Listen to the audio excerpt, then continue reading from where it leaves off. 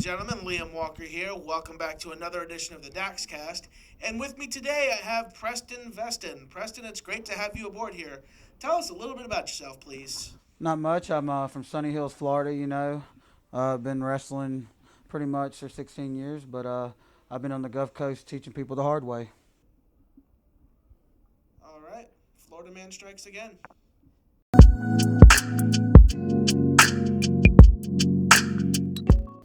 So, Preston, this next one's kind of a two-pronged question. How'd you get started in pro wrestling, and who are some of your biggest influences?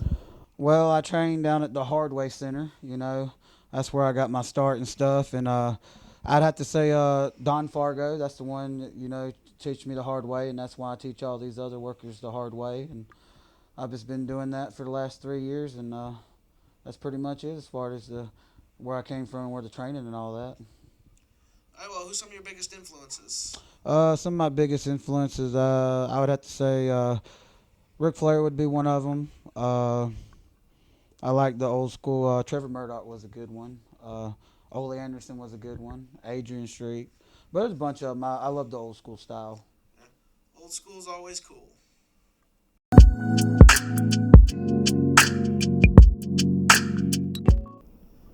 So, what is it exactly that sets you apart from a lot of these other guys I've seen around here? Well, for starters, I'm above all, so it doesn't even matter. So, I'm set from the rest. That's what part of learning the hard way is. But I'm about to say, last few years, like I said, that's been Don. He got me where I'm going.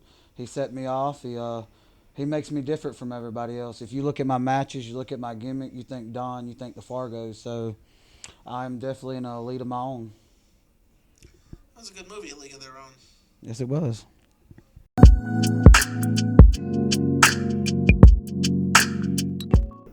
All right, last question here. What does the future hold for Preston Vestin? I have to say future gold. That's what we're all in this business for anyways. I'm not talking about the tag team or anything. I'm talking about the big one, the world. That's what everybody works night and day for. So why not shoot for the moon? Shoot for the moon, aim for the stars. That's right, bro. Hey, did you like that video? Want to see a few more like it? Subscribe to the Tampa Bay Pro Wrestling Patreon. Become a $10 backer a month or above to see this and more. Hey, for all your merchandise and collectible needs, check out shoptampabayprowrestling.com. We've got merch and more from your favorite superstars. We'll see you there. That's shoptampabayprowrestling.com for all your merch needs. And coming up next, we got Dax. Dax here, back on the Daxcast, and we're going to start the fun part. I'm going to get to know my buddy here, Preston Vestin. Preston, how are you doing today, buddy? Doing good, really good. Hell of a show we just had. Hey, get out of here. What are these guys? Screen boys coming in I know, right? dropping basketballs off. That's crazy, ain't it, bro? Listen, hey, this is a professional podcast, the most professional Florida podcast that there is. But today we're in Georgia. That's right. We're in Newton, Georgia, Big Baker old County. Newton. Yep. How did we get started in Baker County? Has it been? I think we had the hookup from the mayor, right? Yeah, he did. He hooked us up, man. He's one of a kind, bro. We've been doing good here, too. Preston Vestin knows guys in high places. That's what it's all about. Yeah. At least in Newton, Georgia. That's right. Hey, Preston, so first question I'm going to just ask you. All right. Because we've been working together for, probably 4 or 5 years now or something. Is the name Preston Vestin? Talk to me about that. All right. I was training in Hartford, Alabama, and I really didn't know what I wanted to do. When I was really younger, I met the $1 Million Man at a conference he was doing in Birmingham, and I told him that day, I was like, hey, Ted DiBiase, I'm going to be a wrestler. So years go by, I graduate, I start training. What year is this? It probably was I was about 16 years old. Oh, my God. Yeah. I've been going wrestling since I was little. My granny used to carry me to the farm center. I know all the old school guys. But I told him, I said, one day I'm going to be a wrestler. And then I got the opportunity to train in Hartford, Alabama at LAW. Where's Hartford, Alabama? If I had to say. Alabama, right? Yeah, it's Alabama. Yeah. It's close to Dothan, I would have to say. Near Dothan. Dothan, Alabama, yeah. Geneva County. But I trained there, and one day this guy named Blake Richards going up, we got to get you a gimmick, bro. And I was like, I really don't know what I want to do. And he was like, what's your favorite wrestler? And at the time, I was thinking different ones, and then I remember back with Ted DiBiase. He's, oh, you look. I had the beard back then. He's like, oh, you look just like Ted DiBiase. And he was like, all right, well, we'll give you a gimmick like that, but we'll call you Preston Vestin the third. The third stands for power, wealth, and talent. The three eyes Kurt Angle was doing back then. That's what Blake. But at the time, I didn't know nothing about the business or how it was going. And he's like, "You're gonna do that." One night I was training for a whole year. I didn't know when I was gonna get my opportunity, but somebody got hurt, and they're like, threw a vest on me. Go out there, act like a rich boy. Had a 45-second match. Really? Yeah, 45. And so this is you're 16 years old. Yeah. Oh no, 16 is when I met Ted DiBiase. I started training at 18. You trained at 18. Yeah. What school was it again? LAW, Lower Alabama Wrestling. Okay. And who was the trainer? His name was Psycho Carl. Psycho Carl. Yeah, he was. I like this. This is such indie names, right? I know, right? Oh, dude, he was a character, bro. He was a hardcore character, but he could wrestle too. He taught me a lot. So this is like what 90? No, it's Kurt Angle time. So probably 2002 ish. I'd say about 4. What year did you graduate high school? I graduated in 05, so about 04, 05. God, I'm older than you. Yeah. I didn't know I was that much older than you. Yeah. I graduated in 2000. Wow. Yeah. Jesus, I'm old. That is. Wow. We're getting there. So you're going $1 Million Man.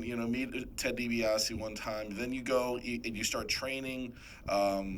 18 years old. You trained for how long before your first match? A year and 4 months. A year and 4 months. That's a good amount of time. That's a healthy. I actually thought I never was gonna get in because it was kind of like a family thing, Yeah. And I'm a first generation, and they're kind of like, you got to earn your way in. You don't get the easy way. You got to do it the hard way. Wow. So this is 2005. This is after the Benoit deal. Yeah, sort of right After, after. Yeah. right about after. 2 years before. 2 years before. 2 years before. But Ben, our statistician over here. So then you have your first match. They said just jump in there type of thing. We know you can bump. Yeah, it was real easy. And who was it with? Psycho Carl. Oh, it was with your trainer. Trainer, Okay. yeah. And was it good? Yeah, it was the best 45 seconds of my life. And I'm assuming Carl went over. Yeah. Okay. What's Carl doing now? He lives in Tennessee. Really? He doesn't wrestle anymore. I haven't really talked to him here lately, but I keep up with him on Psycho social media. Carl. I'm gonna look him up now. Oh yeah, look Is him this up. match online? He's got a few. Look up No, LA. is your match this match? It could be. I'm not going to say yes because back then you got to remember social media wasn't as big as I it know. is. Yeah. There's 05 just became the YouTube. Bro, you know what I'm saying? when you think back on like how much was missed, like how much wrestling, especially independent wrestling, has been missed because no cell phone cameras, no camcorders, no whatever. Just like, it's just crazy to me. Like recently, Bob Cook. Yeah, Bob. Oh yeah, I follow him on Facebook, man. Bob went and I have. Don't tell my wife. But I have all his VHSs. Like he gave me his collection. He's like, I already converted it or whatever for himself, and I was like, dude, I want this because I want to be able to see because I'm from Rochester, New York, right? And since I'm from Rochester, New York, I didn't have exposure to a lot of independent wrestling. There was stuff a little bit later. Down here in the South, you guys had independent wrestling everywhere. Yeah. You know what I mean? And I just want to watch these indie shows that he was on, that he has, whatever, some little VHS camcorders in the corner or something, and just to get some of that stuff because it may never be seen again. So I like watching old stuff. I love old stuff, especially stuff that's not mainstream. But going back, and what promotion was this? You're talking about Lower Alabama Wrestling. Lower. Lower. Is it say Laura? LAW. Lower Alabama Like Wrestling. Lower, L-O-W-E-R. LAW. No, you're good. Got punched in the ear too much. I see that. So Lower Alabama, because it's in the South. Yeah, Lower, Alabama. yeah. Okay, now I see. It's on the Florida, So was there Alabama. So was there a higher Alabama? There is a LAW back that was up north that I learned about later on. And was called Higher Alabama? Oh, no, it was LA. It was LAW. No, it was LAW. But that's the only one. And when you say LAW, I think of LA, like Los Angeles. I know, right? Or Louisiana. But it's just right there on the Alabama and Florida line. Yeah. The lower part of Alabama. So, were those shows taped, do you think? Or Yeah, some of them was the old VH big ones, buddy. Yeah. Well, But, And who was on top at that time? Like in the area, like In the locally? area, Like who main evented that show? that night, Mad Dog was his name. Mad Dog. Mad Okay. Dog. Him and Silverado had a feud going on. Silverado was one of the people that was there a long time. He was actually the promoter and everything. So it was his promotion. It was his promotion. It was originally his I think it was his uncle or his grandfather, Tommy King was the original owner. But that was before my time. I love these names, Mad Dog and Silverado. Oh yeah, Mad Dog was a good face. Yeah. Well, what kind of wrestler was he? He wore like the army gimmick. Like a military gimmick. Yeah, military gimmick, Okay. and he'd come out to this song, not like he'd let the dogs out, but he had this real like upbeat like rap song that really He related. came out the rap song. Yes. See, I'm thinking like he's come out 5 Finger Death Punch or something. Oh no like no that. no! It was I can't remember the name of Or it. Three Doors Down. Or Yeah. whatever. That's funny because I did 3 Doors Down. Did you? Yes, I did. You know, I was talking to my comrade up here on the way up, and we were talking about the like when you go as an independent wrestler to somewhere completely different, like you know nobody on the show, and you're just watching the show or you're wrestling on the show, and you're just listening to like mainstream music, like this guy's coming out to Marilyn Manson, you know, Beautiful People or whatever it is. You're like, I would have never associated this guy with this song, and it's like it's so weird. You know what I mean? I almost feel like, I mean, who am I? You know, my first song was "Walk" from Pantera, which. If you're old enough, you know RVD had that, but like most new guys don't even know that. Mine was Money Money by the OJs. Money by the OJs. Yes, that was my very first I one. don't know what that is. You need to go look it up. I'll go look it up. Hey, write that down. It should be Leo. money. Money. Oh, that's the song. Okay, so you came out. Did you like have dollar bills? And you were Yep, like, I did the so whole. rich kid gimmick. Yeah, rich kid. What was your gear like?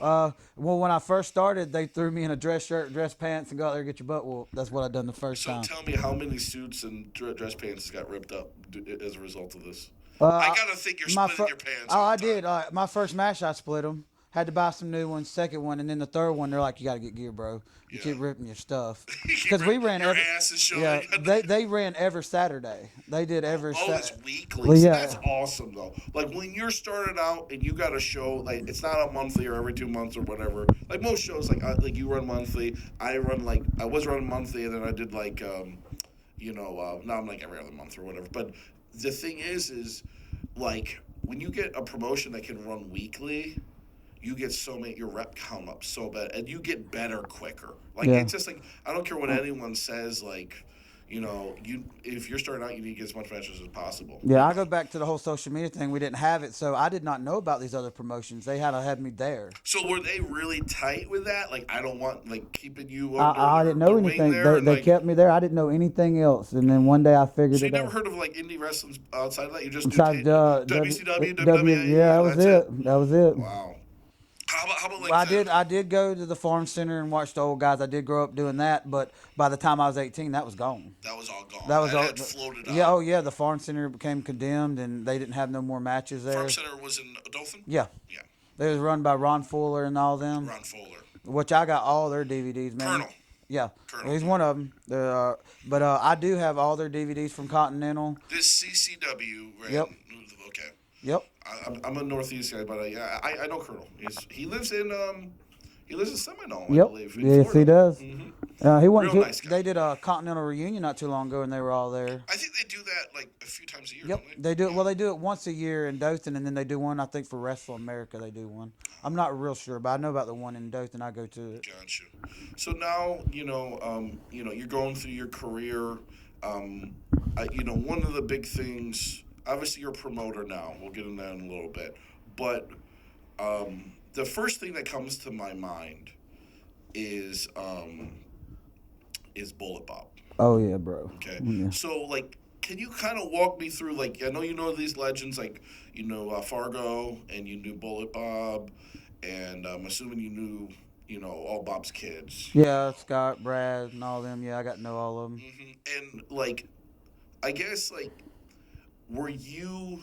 How did that come about? I guess. Well, I'll go ahead and tell you, start from the beginning. I was a huge Bob fan. When my granny used to take me to the Continental, and growing up, I always said, "Oh yeah, I'm gonna get to tag up with the Armstrongs one day." They were the hottest thing in our area, for years. And years went by, and a promoter, New Heights Wrestling, the promoter came up to me, and he's asked me how I feel about it. Whalen? Yeah, Waylon Barley. Yeah.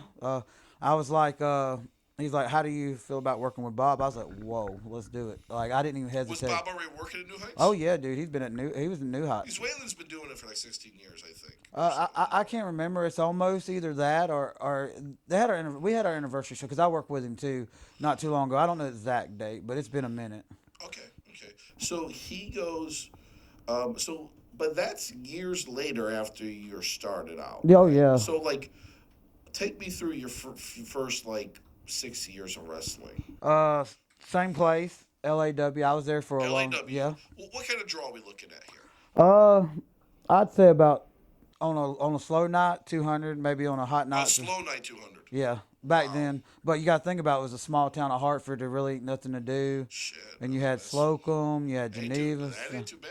Yeah, I would say that. And then towards the end, it started, dying down, and then it kind of just faded out, and the company faded out.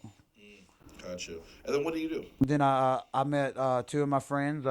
One was named Nathan Phoenix and Little Luscious, and Jen. They took me in. They took me to Florida, introduced me to the Gulf Coast. So I'm guessing they came in and you networked with them. Yeah. Through Well, they LA. saw my matches and they're like, "Dude, you're a good heel. You should come with us." And I'm like, "What are you talking about?"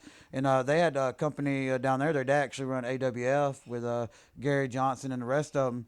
And he told me, he's like, "Hey, why don't you come to Florida?" And I was like, "I don't know, dude." Because you're in Dothan still. No, Living in Dothan? no, I was actually living in Slocum, Alabama at the time. Slocum, but that's near Dothan. Oh yeah, 12 miles. 12 miles away. Yeah. It's outskirts of Dothan. Yeah.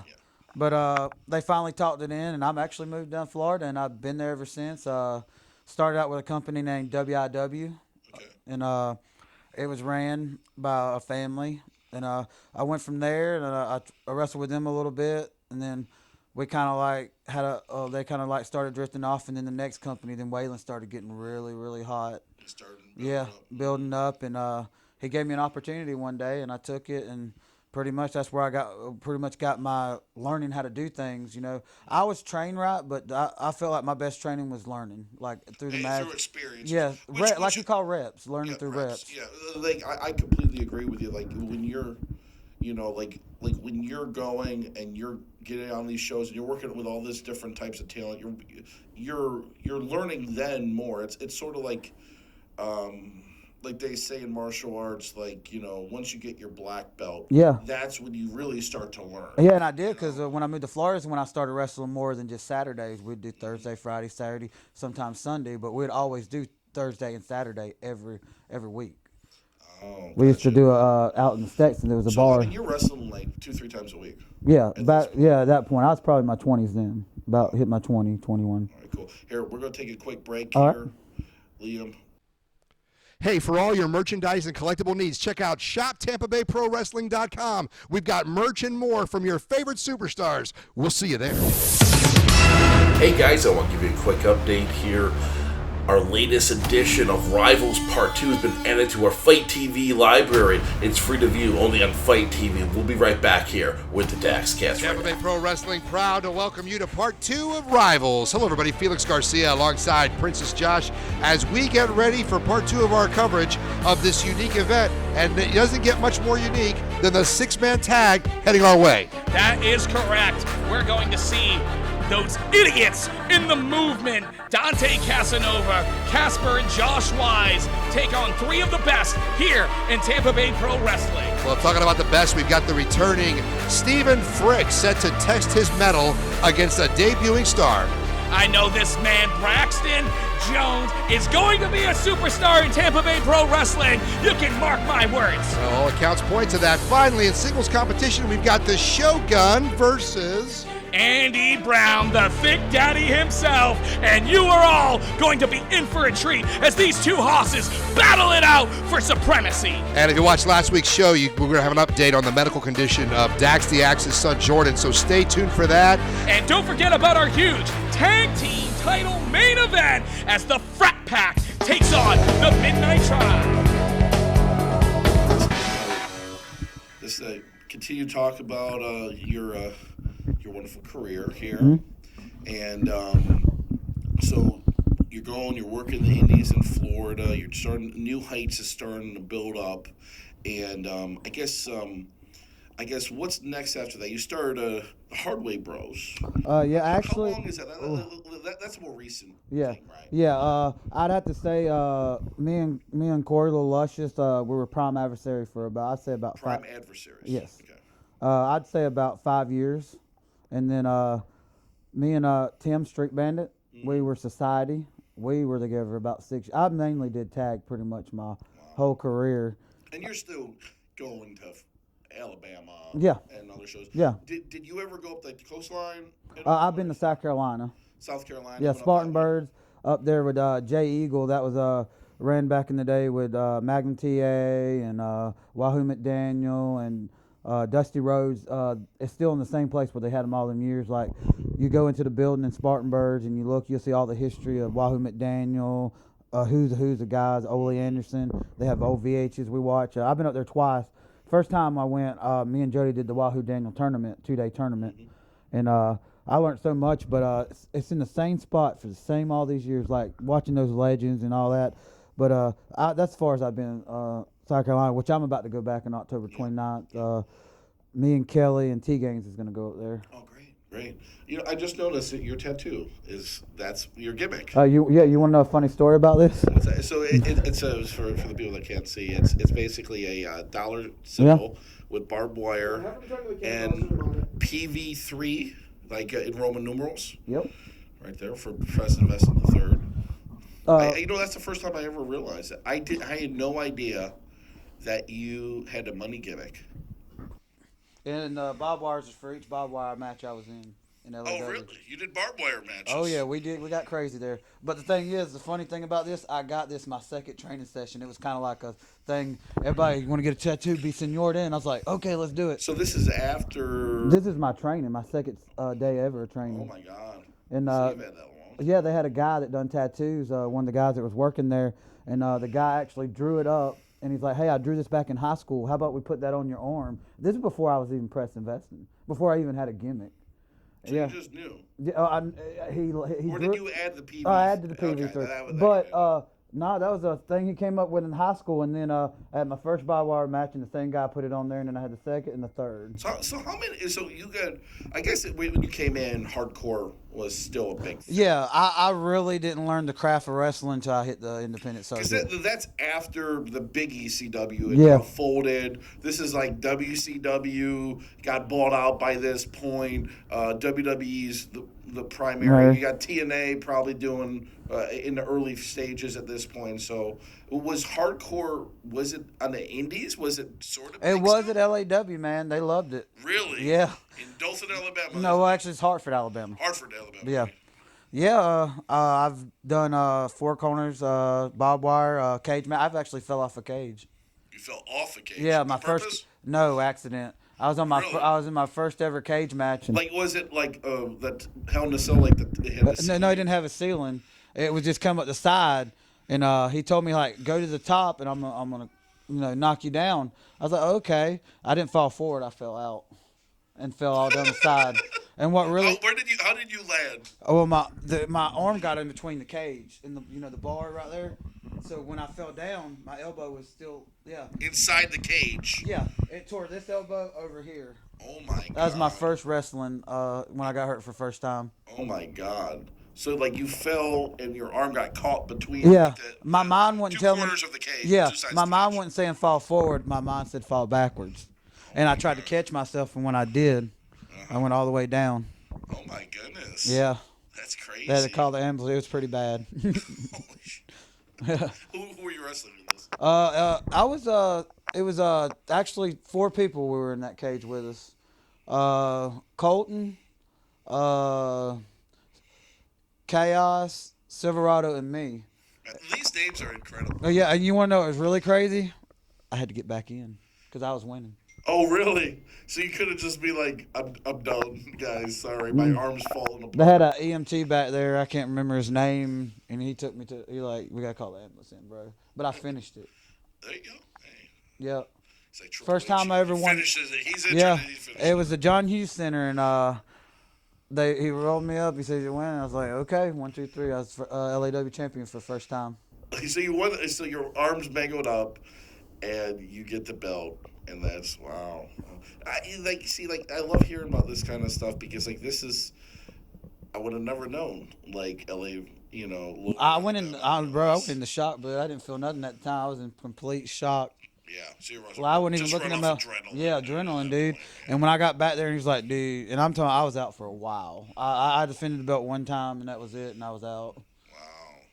But the doctor said that I was good, like, and I feel good, man. The elbow's all good, but that was, I had to say, the hardest injury I ever had, and I've had a few, but that got me. That's wild. Yeah, it was scary, but I got back up and I got in there. Gotcha. Awesome, man. Awesome. So, you're just wrestling the indies in the Southeast. Mostly, never really venturing down to like Tampa area, Miami. But I'll be honest with you, bro. When we went down to Tampa with you that you first, were supposed to work that yeah, show, that's and then we got rained out. my very first time. Are you serious? I'm dead serious, we'll bro. have to change that soon. Oh yeah. I told you earlier we're gonna work that out. Yeah, we'll get that worked out. But we gotta crack that nut before it gets too late. But are you so you're working those? Any TV or anything like that? Like TV? Honestly, bro, I didn't do any kind of TV until New Heights. New Heights used to have a TV channel. Oh, they had like a local, like a CW. Yeah. I think it was a CW, but not only did we have the shows taped, but we also had the closed set taping. Oh, really? Yeah, we had both. Like and studio based. Yeah, studio based, and like I said, Waylon's very professional. But I'd have to say I got my TV time. Norm, they had a guy there named Norm, dude. He is very smart, dude. Norm was a really good guy, and he's actually doing a show in Texas. He's promoting a show out there. Is that the one that UVW? Yep, that is. Yeah, that's dude, Norm is one of the smartest guys. I really took to when I come in to do some of them close shows, he really worked with me, told me what I need to do. He helped me with my poses, like really kind of taught me a little bit. Yeah. But Norm is really good, and I think he's going to do really good out there in Texas. Awesome. What part of Texas is that? Honestly, I don't know. You have to look at. I know Paul Jourdain and Waylon are both on it. Yeah. So I still haven't wrestled for Waylon. Waylon, I want my shot here. He wants a shot, Waylon. I've sent a lot of students over there. Yeah, I know a lot. Graduates over there. Yep. But, it's far, and I'm a busy dude. But It's all about timing, bro. we'll crack that nut eventually. I'm not worried about that. I love Waylon. Waylon's a hell of a guy. He's come down and worked for me a few times, I think now. Yeah. I wrestled. Yeah, one time. he came back that time. The second time, I didn't get to make it when you redone your show. He came back and he worked Boone. I remember a hell of a match. I was like, Waylon went crazy, and I was like, hell, man, you're like animal, man. It's like, thank you so much. And it was hot.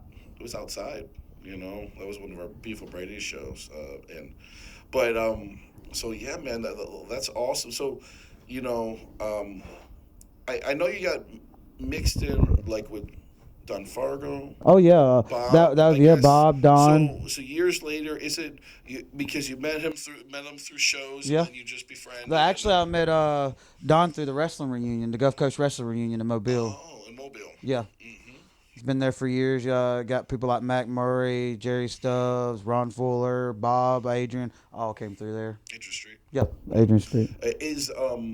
So what were like the top promotions, I guess, in the times that you've been since 2005 in this area? In 2005? In the Florida, Georgia, Alabama area, Mississippi area. What were like in 2005? In 2005 to, because I really didn't travel to 2010. 2010. Like that time frame.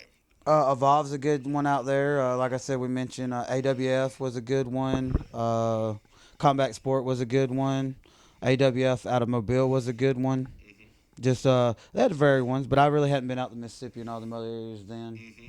But gotcha. So as time has gone on and you're wrestling, have you had now you don't really. I guess I never seen you as like a money guy gimmick. never gave that up when it came to hard ways in society. So talk about this metamorphosis that happened. So eventually, when does the money style gimmick go away, and then When I met Don is when the money kind of started went away. reinventing myself. Society, I did kind of like with Tim. We did the kind of like break the rules kind of thing, but I was still kind of like a rich brat then too. Mm-hmm. And so you were working more heel mostly. Yeah. Most of your career. Yeah. At Oh least well, early actually, on. yeah. But here, the last 7 years, I've been a face. I've always seen you as a baby face. I've never I seen love you being as a heel though. Yeah. Yeah, that's interesting. And you, so talk to me now, like, you're starting to go. When do you start SWA?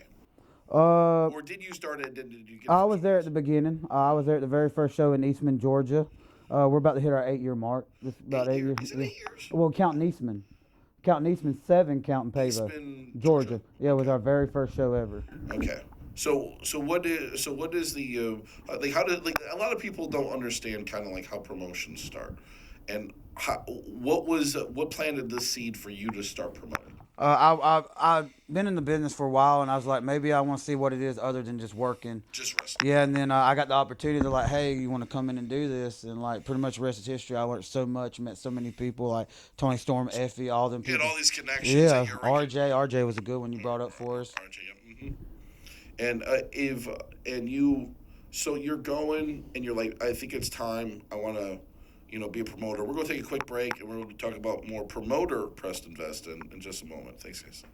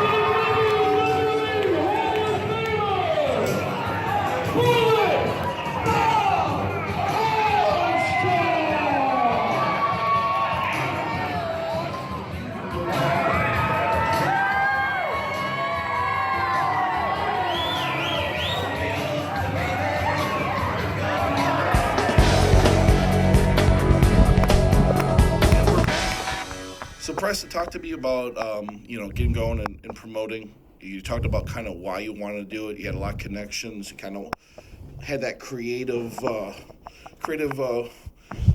juices were going. You felt like a requirement that hey, it's time maybe I could do some shows. So first question I have is the name SWA stands for Southeastern Wrestling. So I want to make sure you said it right.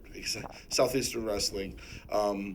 Southeastern Wrestling, and I guess I don't want to say the word motto, but where'd it come from? Or yeah. It was actually owned by a family back in the day, and the second generation took it over, and then I'm still working with him to this day. But that's kind of where it's his family.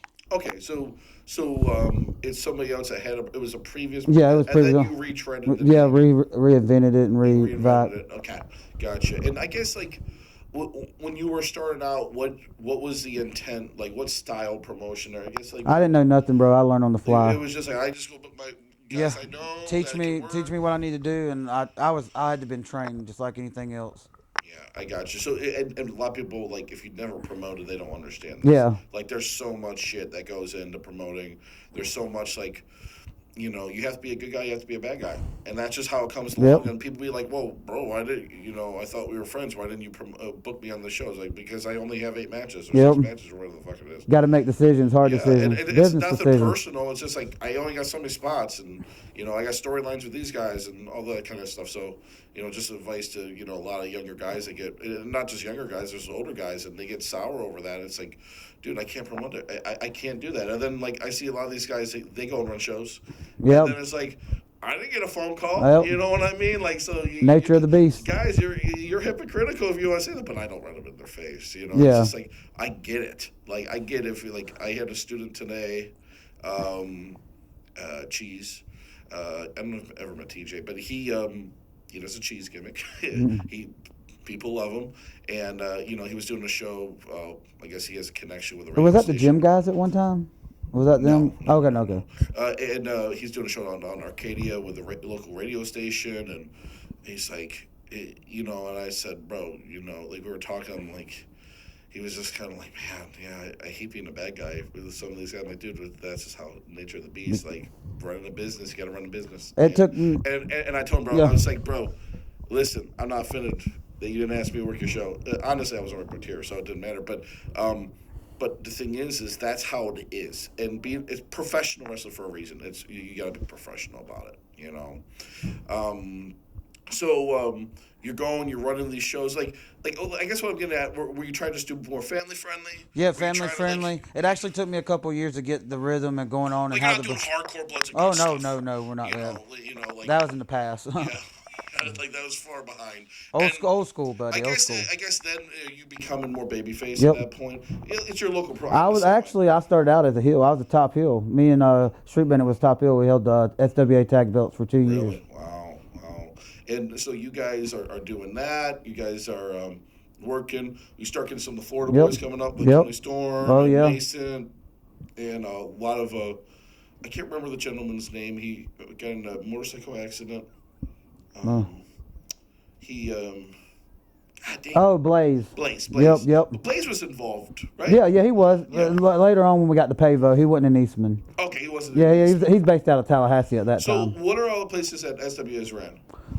Like states? Just cities, states. Florida, Panama City. We done Panama, Wausau, Bonifay. Alabama, we did Headland.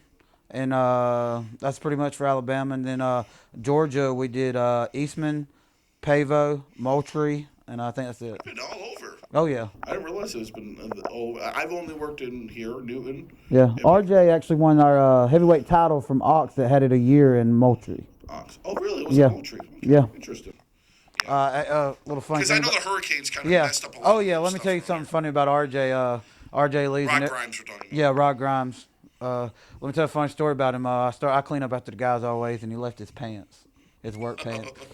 And I ribbed him a little bit, and then I finally mailed it to him. But I was like, nah, man, I don't know where no pants are. He's like, come on, Preston, don't mess with me. I need those pants. I got a show next week. Because our Grimy doesn't have that many sets of gear. He knew it as Always soon as he have messed backup up. sets of gear, people. But, that's a little funny with him. But, yeah. RJ, he's a good guy, man. Yep. And we so you're going. I guess SWA. You guys are more family friendly. Yeah, family friendly. A family friendly show. I would say like PG-13 at the most. We don't get too edgy. There might be a little bit of you see a little bit of blood here and there, but nothing crazy. No bloods. Old school, buddy. Old school. And I love the fan base. Oh yeah, we got one of a kind fan base. And like. They get rowdy, but for the most part, like I like bringing guys up, a lot of students up here with me because like Florida wrestling, there's so many promotions, it's oversaturated, and you really have to define your own style of wrestling, and work rate is a bigger thing. And it's not that it's not work rate here, but these fans are more about story. It's entertainment. Like this is. What do they say? Like they call it professional wrestling. Like they call it like the like redneck stage theater or something like that. They say, and it's like here it's true, and like a lot of these fans, like kayfabe is real for a lot of these fans here, and that's awesome to be able to like go, because in Florida it's not like that. Yeah, they're all smart enough. Yeah, smart. I'm gonna say all of them, but like in the I-4 Beltway, but people know what's up, and like it's so cool to come up here, and because it's like wrestling in like 1993, all over again. Oh yeah, the Indies, and I love that, and it's not. I love work rate matches, but you don't have to have a work rate match. It's about entertainment. Like tonight, I had a great match with Andrew Gaddato, and we didn't have to go in there and do like Omega Okada match, we could go in there and really just have a great entertaining match. Tell a story. And tell that story, and they loved it. And it's like I come in the back, I feel like I didn't do as much, but really to these people, you did everything that they needed. I always tell guys, if the promoter or booker says, I want a cheeseburger, don't give them a filet mignon. Give them a cheeseburger. Because that's what they asked for. And it's about just doing your job, because ultimately you're here as someone that's getting employed for a temporary amount of time to perform. And that's part of being a performer. I guess what do you see down the line for SWA? What do you see down the line for Preston, Vestin? I see more, getting better, getting back out there. I've been gone for a year from SWA. I know you were hurt. Yeah, hurt. For a bit here. Yep. You want to elaborate? Hurt my knee going through a table not too long, about a year ago. Who did it? RJ and Wayne. Grimes? Grimes. Yeah, I actually show the people that I train, the students, the girls I have, actually show them that video to learn.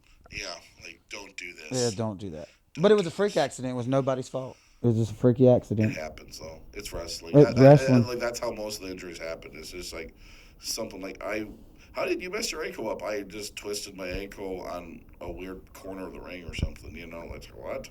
And I've actually was hurt longer than that. That's been a minute since that happened. Yeah, you had a few spells of things that's happened. But I'm back. And we had hurricanes, and we had COVID, and then we had all sorts of stuff. All kind of crazy stuff. All sorts of, and now we're back, and it's great to be back. This is my first time back in Newton since after COVID, I believe. So it's really nice kind of being back out here, seeing – there's some transient fans for Pavo, but I think we got a lot of unique fans just of this area, and it's really cool to be out here. I love wrestling for you. It's always a lot of fun, and I guess what's next for SWA? Do you see you just kind of ride this out? Yeah, ride it out, bro. Keep telling stories and packing out. A lot of people say, I'm gonna plan this, and I'm gonna be on TV, and I'm gonna do that. But really, if you're happy doing what you're doing, what you don't realize is you provide an outlet to a lot of young talent that is developing. I've seen a lot of guys, especially in your promotion, that have, including myself, have been able to develop and mature as wrestlers. You're giving back in a lot of those ways. I remember you had that one tag partner in the Hardway Brothers. Yeah. Good looking kid. Oh yeah. Red hair. With the green Marcus. hair. Marcus. I love that kid. It was a great dude. And it's too bad he got injured or whatever. Yeah. But yeah, man, it's just it's very wholesome, I guess, generally wholesome to come and work for you guys. All the boys in the back are pretty good guys. It's not a toxic locker room. You don't feel like people are ankle biting at you. And, it's been a lot of fun. And if you are in the area, I encourage people to come out. Even if you're in Valdosta, it's not that far away from Valdosta, just over the border here. And, in Pavo is at least. And then, I guess, what's the closest big city to where we're at now in Newton? That's a very good question. I honestly don't know. I'm kind of isolated here, but it's I love the venue here. Oh, yeah, awesome, I love it here. Awesome gym. It's good to know people in high places in Newton, Georgia. Yeah. And I guess, is there anything you want to add before we break out? Yeah, I'd like to tell my story about Bob if you have time. Yeah, let's do that. I'll be very quick because I know we got to go. Yeah. The building's kicking us out. So. Yeah, the building is going to kick us out. But it was such an honor. Bob really meant a lot to me. I traveled a lot with him, got to go wrestle in different places, hear some of his stories. But I was glad to be one of his last partners, and I'm glad Waylon gave me that opportunity. It was the best 4 years of my life. What did Bob teach you most? He taught me Carney. He taught you Carney? Oh, yeah. The language Carney or how to be Carney? No, the language Carney. All right, so give us a sample here. Izar, Ojar, Izar left, Izar right, Izar. What? I know, right? This is like Latin Izar. to me. Yeah. And he always done that before a match to kind of get us back in the game. I mean, I don't know it fluent. I just know what he's told me. Okay. He'd look at me, he'd hold our hands up, boys. Suicide was in a 6-man with. He's like, all right, Izar, boys, let's go. Let's go. And then we go right into the match. I loved that I got to be with him in Georgia. I got to be with him in Alabama, and mainly at New Heights, man. He was wrestling. But people, if you don't know Bola Bob, if you're a young wrestler or whatever, but Bob, like was a beast. Oh yeah. He was on top of the He business. was still a beast, bro. He'd lay you down. And like he like was wrestling. How old was he when he passed? 80. 80 years old. Okay, like And he had a match. He had 2 matches in and his he was 80s. still in pretty good shape. Oh, I mean, yeah. He wasn't super Oh, yeah. jacked, but like he was when he was young. But he had 2 matches in his 80s. Crazy. And like decent matches. Decent matches. You know, not like. And he always brought the best out in me. He really did. Yeah. And, always had that in the back of my head. I can't let Bob down. Can't let Bob. So it always brought the best out of me. And it's good to have that pressure, though. Yeah. Because I think a lot of guys get too complacent at times. Oh, yeah. And one of the things I do every year, he passed away. October's his birthday. I always eat a red velvet cake. That was his favorite. Red velvet? Oh, yeah.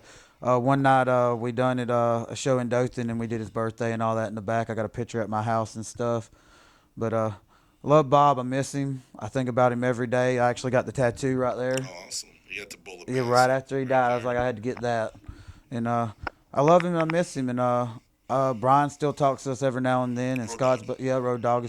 Scott's still around. Scott gave us a lot of good wisdom and words at the Continental reunion, man. Scott he was the referee. For WWE for Super Kick Kid when he was back in the day. Oh, really? Oh, yeah. He was on it back I know he worked. I know. Oh, yeah. They'll always say, I don't care who you ask, Brian, Scott, and all them, Bob. Brad Armstrong. Oh, man, so good. It's the best. That's what they all said. Oh, my God. They just said that he was so funny and charismatic in the back, but he could never transcend that over to But he TV. was a family man, you know what I'm saying? Just like the rest of them. But Bob was that way as well. And a lot of I've heard that the reason Bob didn't become the Ric Flairs or whatever, it was because he just didn't want to travel. That's right. But he's worked them all. Yeah, he worked everyone. Everyone Oh, of them. absolutely. Oh, yeah. But he had a family. Yep, you know, yeah. like he wanted to be a dad, and dude, I respect that as a father. But like I said, I love and miss him every day.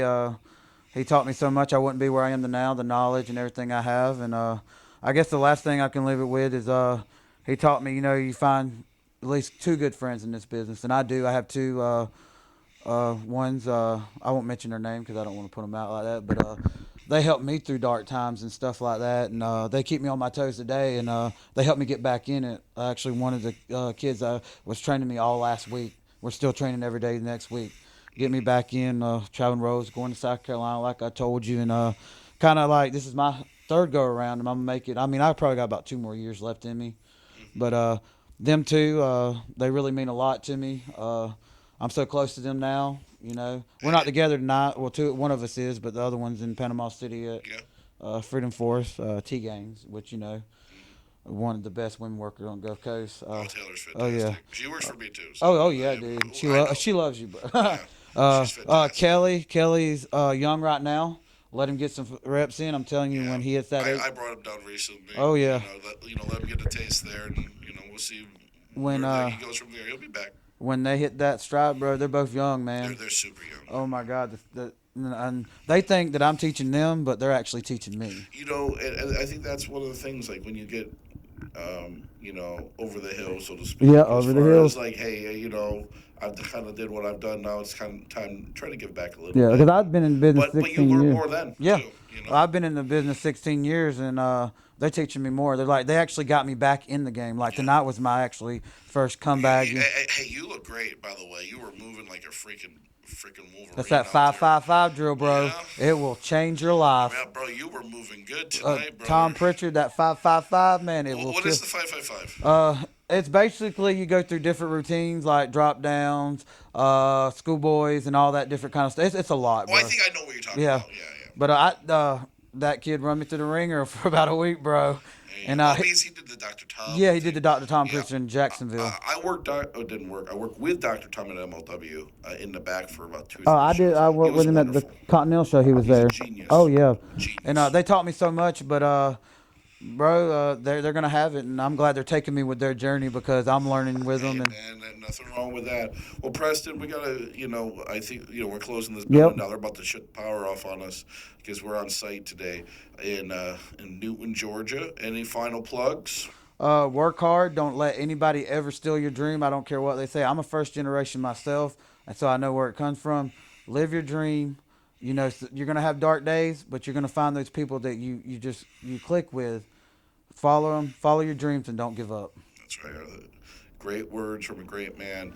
Hey, guys, that's it for the Daxcast. Thanks for listening. Hey, for all your merchandise and collectible needs, check out shoptampabayprowrestling.com. We've got merch and more from your favorite superstars. We'll see you there.